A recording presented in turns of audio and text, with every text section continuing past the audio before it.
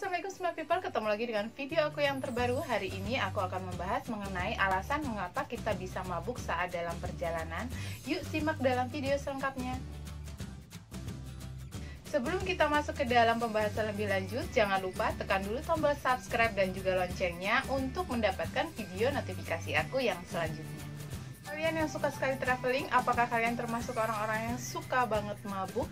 Nah, mabuk ini biasanya ditandai oleh keadaan yang merasa tidak nyaman bagian tubuh kita sehingga kita menimbulkan beberapa efek samping, misalnya mual, pusing, berkunang-kunang, dan lain-lain sebagainya.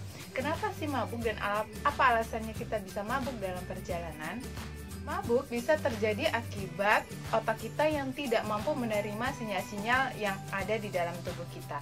Jadi ketika kita berkendara biasanya tubuh kita cenderung diam, namun ada beberapa anggota tubuh yang tetap bekerja. Misalnya adalah telinga dan juga mata. Jadi ketika kita melakukan perjalanan biasanya tubuh kita cenderung diam, namun mata kita akan terus bergerak melihat pemandangan dan telinga akan terus bekerja untuk menjaga keseimbangan. Nah, respon-respon ini tidak diterima baik oleh kondisi otak kita. Ini yang mengakibatkan bagaimana otak kita akhirnya tidak menerima respon dengan baik dan menimbulkan beberapa gejala-gejala, misalnya mual, pusing, dan berkunang-kunang. Mabuk bisa diakibatkan oleh beberapa faktor, misalnya adalah kebiasaan kita memain gadget atau membaca buku saat dalam perjalanan. Bisa juga disebabkan oleh faktor-faktor lain, misalnya keadaan kondisi tubuh yang tidak stabil atau kurang istirahat. Bisa juga karena faktor hormon di mana seseorang mengalami menstruasi, sedang hamil atau meminum pil KB. Bisa juga akibat gangguan keseimbangan tubuh kita. Kondisi mabuk saat dalam perjalanan ini tentu tidak menyenangkan ya, namun ada beberapa hal dan tips untuk kita lakukan agar kita terhindar dari mabuk perjalanan. Apa saja? Yang pertama adalah hindari membaca buku atau bermain gadget ketika saat dalam perjalanan.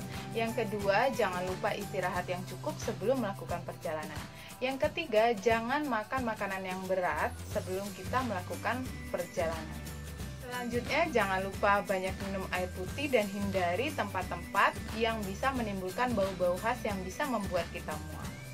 Opsi lain, kalian bisa meminum obat anti mabuk 1-2 jam sebelum kalian melakukan perjalanan. Nah, itu dia informasi seputar mabuk yang bisa aku berikan kepada kalian. Semoga ini bermanfaat. Jangan lupa tekan dulu tombol subscribe dan juga loncengnya agar kalian tidak ketinggalan informasi yang akan aku berikan di video-video aku yang selanjutnya. Aku akhiri dulu sampai di sini. Assalamualaikum.